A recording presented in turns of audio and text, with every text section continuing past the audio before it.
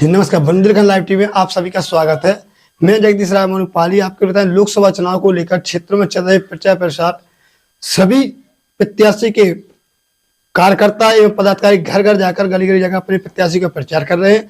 तो वहीं बालाबेट क्षेत्र में हम पहुंचे, जहां पर ब्लॉक अध्यक्ष मोदी रंजन जी से हम बातचीत करते हैं कि आपके क्षेत्र में जो चुनावी चर्चा में किस प्रकार का माहौल चल रहा है।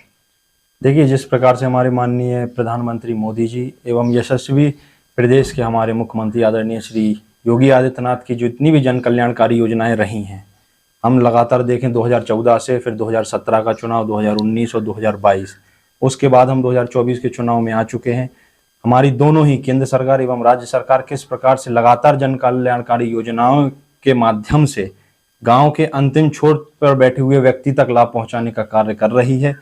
इसी योजनाओं के दम पर हम अपने विकास कार्यों के दम पर जनता के बीच एक बार फिर आए हैं। जनता से अच्छा रिस्पॉन्स हमें प्राप्त हो रहा है। किस प्रकार से हमारे ग्रामों में बैठे हुए लोगों को तक लाभ पहुंचा है, जनताओं को सुविधाएं प्राप्त हुई हैं। इसी चक्कर में सभी लोगों का समर्थन हमें प्राप्त हो रहा है। इस बार की डगर थोड़ी कमजोर सी नजर आ रही है, क्योंकि लोगों का मानना है कि 10 प्रत्याशी लोकसभा चुनाव में ठाणे हैं, 2 प्रत्याशी के बीच में कड़ी टक्कर है। तो इस बार शायद टक्कर कड़ी दिख रही है। आप उसमें क्या लगता है, किस प्रकार से होगा चुनाव? देखिए, हम अपने विकास कार्यों के दम पर आश्वस्त हैं कि हमें किस प्रकार से जीत प्राप्त हो रही है। इस प्रकार की चर्चा तो आपने विधानसभा चुनाव में भी देखी होगी कि किस प्रकार जनता बात कर रही थी, या आपसी में सुनने मिलता था हमें कि किस प्रकार से अन्य पार्टी का बोलबाला ज्यादा है। लेकिन जब हमें जनता का मत प्राप्त हुआ तो आपने देखा होगा कि किस प्रकार से हमारी ललितपुर की दोनों विधानसभाओं से दोनों प्रत्याशी भारतीय जनता पार्टी के 1 लाख के अधिक वोटों से यहाँ पर विजय हासिल हुई। तो यह सभी हमारी जनता का, और जो हमारी सरकारों ने काम किया है जनता तक पहुंचाने का, ये उसी के दम पर हम लोग को मुमकिन तो वही विपक्षियों ने आरोप लगाया है कि जब पूर्व केंद्रीय मंत्री प्रदीप जन आदित्य ने लोगों की सेवा के लिए यहाँ पर स्टॉपेज कराई थी जाखल दौरा पर, ट्रेन भाजपा सरकार कोरोना टाइम से बंद कर दिए। वो सबसे बड़ा मुद्दा चल रहा है क्षेत्र में, क्योंकि यहाँ पर परिवहन भी बहुत कम है। जी, आपने अभी देखा होगा कि कोरोना काल में काफी ट्रेनें रोक दी गई थी, लेकिन कोरोना के बाद कई ट्रेनें यहाँ पर स्टार्ट हुई हैं। आपने यह भी अभी मुझे पता नहीं कि आपको यह जानकारी है कि नहीं, एक मेमो ट्रेन भी चालू की गई है जो हमारे जाखल या धौर्रा क्षेत्र के लोगों के लिए काफी लाभदायक साबित होगी। और अन्य प्रयास भी हम कर रहे हैं कि और ज्यादा से ज्यादा ट्रेन यहाँ पर रुकवाने की कोशिश करें। और अब आते हैं शिक्षा के विकास में, जहाँ पर अपन बैठे हैं बालाबेट क्षेत्र में। यहाँ पर कोई भी इंटर कॉलेज ना होने के चलते यहाँ के जो बच्चे हैं, छात्रा हैं, उनकी पढ़ाई अधूरी रह जाती है। इस विषय में क्या कहें, क्योंकि सांसद जी द्वारा पिछले 5 वर्ष पहले भी एक वादा किया गया था कि बालाबेट क्षेत्र में इंटर कॉलेज खुलवाया जाएगा। अभी कुछ ही सप्ताह पूर्व जब सांसद जी यहाँ पर दौरे पर आए थे, यही सभी हम लोगों ने आपसी जो यहाँ के रहवासी क्षेत्र के लोग थे उन सभी ने यह मांग उठाई थी। सांसद जी ने बिल्कुल आश्वस्त कराया है कि जल्द से जल्द यहाँ पर इंटर कॉलेज देने का काम वह करेंगे, और हम सभी मिलकर, क्षेत्रवासी मिलकर, हम सभी यहाँ के नेता सब मिलकर इस बात को सुनिश्चित करेंगे कि यहाँ जल्द से जल्द एक इंटर कॉलेज की स्थापना हो। और परिवहन विभाग के बारे में क्या कहें, क्योंकि बालाबेट क्षेत्र सबसे अंत में स्वागत गेट पर है। यहाँ पर मात्र 3 बसें बालाबेट से जनपद मुख्यालय के लिए है। जब लोगों के लिए उसी टाइम पर अगर आप यहाँ नहीं पढ़ाई हो पा रही तो बाहर ही पढ़ाई पढ़ रहे हैं, तो बच्चों के लिए आवागमन के लिए कोई साधन ही नहीं है। जैसे हम पूर्व में देखते थे, सबसे बड़ी जो समस्या यहाँ पर आती थी वह होती थी रोड की यहाँ पर इतनी बुरी समस्या थी कि जब 2021 में मैं भी ब्लॉक प्रमुख बनकर यहाँ पर आता था तो करीब 1.5 से पौने 2 घंटे यहाँ पर आने में लगते थे। लेकिन अब आप आते होंगे तो आपने देखी होगी किस प्रकार की एक बेहतरीन सड़क का निर्माण यहाँ हो चुका है।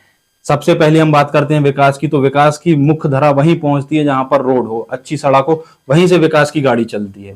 तो मुख्य सड़क यहाँ पर आ चुकी है। जल्द से जल्द यहाँ पर हम और बसों का स्टॉपेज करवाएंगे ताकि आवागमन में काफी अच्छी सुविधा हो। लोग यहाँ से आसपास के क्षेत्र से, आसपास के जिलों से जुड़ने का कार्य करेंगे। तो यहाँ ब्लॉक प्रमुख अध्यक्ष भी हो, तो यहाँ पे पानी की व्यवस्था आप देख रहे हैं कि यहाँ पे महिला, जैसे अभी एक मुद्दा उठा था 6-7 दिन पहले ककुरिया का, कि जहाँ पर 4-5 किलोमीटर दूर पैदल चलकर महिलाएं कच्ची सड़क से पानी ले आ रही हैं, उस टाइम पे बहुत परेशानी हुई। वही समस्या यहाँ पे कि हर घर जल योजना तो पाइपलाइन बिछ गई है सड़क खोद के, लेकिन व्यवस्था नहीं हो पाई अभी तक पानी की। देखिए, जब मैं स्वयं ही निर्वाचित हुआ था उसके बाद मैंने यहाँ पर 2 से 3 हैवी बोर करवाए थे 6 फुट, जो कि वाटर लेवल काफी नीचे जा चुका है, जिस चक्कर से वह जो बोर हुए थे वह फेल हुए। सरकार की जो हर घर जल योजना चल रही है वह पाइपलाइन यहाँ पर बिछने का कार्य चल रहा है या कई जगह कंप्लीट भी हो चुका है। इनकी टेस्टिंग होते से ही हम जल्द से जल्द प्रयास कर रहे हैं कि पाइपलाइन यहाँ पर सुचारू रूप से चालू हो, ताकि हमारे पठार क्षेत्र के लोगों को काफी समस्याओं का सामना करना पड़ता है, इसका निजात हो। तो वही शासन द्वारा, डीएम द्वारा और शायद आपके ब्लॉक द्वारा भी ऐसे क्षेत्रों में पानी की व्यवस्था के लिए टैंकर की भी सुविधा की जाती है, परंतु यहाँ पर तो कोई टैंकर नहीं दिखता, ना ग्राम पंचायत का दिखता है, ना कोई सांसद निधि से दिखता है। टैंकर की सुविधाएं जो पहले चलती थी कुछ समय पूर्व यहाँ पर रोक दी गई थी, जो कि पिछली बार जब सांसद जी आए थे कुछ चर्चा हम लोगों ने की थी कि जब तक यह पाइपलाइन शुरू नहीं हो रही है कम से कम यहाँ पर लोगों की सुविधा के लिए टैंकर भेजने का कार्य किया जाए। इस विषय में हमने डीपीआरओ साहब से भी बात की थी, तो जल्द से जल्द पानी के टैंकर भेजने का काम यहाँ पर किया जाए। अब यहाँ पर हम स्वास्थ्य की बात करते हैं। यहाँ पर जो हॉस्पिटल है, और पाली तहसील क्षेत्र में हॉस्पिटल भी नहीं है, यहाँ पे तो फिलहाल हॉस्पिटल है, तो यहाँ पर लोगों का कहना है कि डॉक्टर आते हो नहीं आते हो, और अच्छे स्वास्थ्य के लिए जनपद मुख्यालय जाना पड़ता है। तो उस बारे क्या कहें, क्योंकि सांसद निधि द्वारा कोरोना अस्पताल पाली में आ चुकी है, और अभी वो भी अधर में अटकी है।